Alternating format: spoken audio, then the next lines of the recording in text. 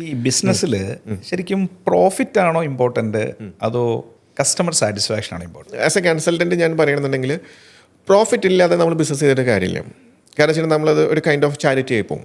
കാരണം നമ്മളെപ്പോഴും ബിസിനസ് ചെയ്യുന്നത് പ്രോഫിറ്റ് ജനറേറ്റ് ചെയ്യാൻ വേണ്ടി തന്നെയാണ്. സെയിം ടൈം തന്നെ കസ്റ്റമർ സാറ്റിസ്ഫാക്ഷൻ ഇല്ലാന്നുണ്ടെങ്കിൽ നമുക്ക് പ്രോഫിറ്റും കിട്ടില്ല. കാരണം കസ്റ്റമർ സാറ്റിസ്ഫാക്ഷൻ ഇല്ലാന്നുണ്ടെങ്കിൽ നമുക്കൊരു ഷോർട്ട് ടൈം പ്രോഫിറ്റ്സ് ഉണ്ടാവുള്ളൂ, ലോങ് ടൈം പോവില്ല. അത് ഇന്റർ കണക്റ്റഡാ. യെസ്, രണ്ടും ഇന്റർ കണക്റ്റഡാണ്.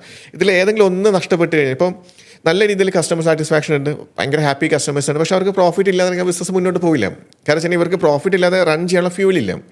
തിരിച്ച് നല്ല രീതിയിൽ പ്രോഫിറ്റ് ജനറേറ്റ് ചെയ്യുന്ന സ്ഥാപനമാണ്, പക്ഷേ കസ്റ്റമർ അവർ വേണ്ട രീതിയിൽ ഹാൻഡിൽ ചെയ്യുന്നില്ല, ആ ബിസിനസ് മുന്നോട്ട് പോവില്ല. മാക്സിമം ഒരു കുറച്ചൊരു സ്റ്റേജ് എത്തിക്കഴിയുമ്പോഴേക്കും ഇവർക്ക് റെക്കറിംഗ് ആയിട്ടുള്ള കസ്റ്റമേഴ്സ് ഉണ്ടാവില്ല. ഈ കാലഘട്ടത്തിൽ കസ്റ്റമർ സാറ്റിസ്ഫാക്ഷൻ ഭയങ്കര ഇമ്പോർട്ടൻ്റ് ആണ്. കാരണം മാർക്കറ്റിലേക്ക് ഇത് ഭയങ്കരമായി സ്പ്രെഡ് ചെയ്യും. കാരണം ഇന്ന് സോഷ്യൽ മീഡിയ ഒത്തിരി നല്ല രീതിയിലും അല്ലാത്ത രീതിയിലെല്ലാം ഉപയോഗപ്പെടുത്തുന്നുണ്ട്.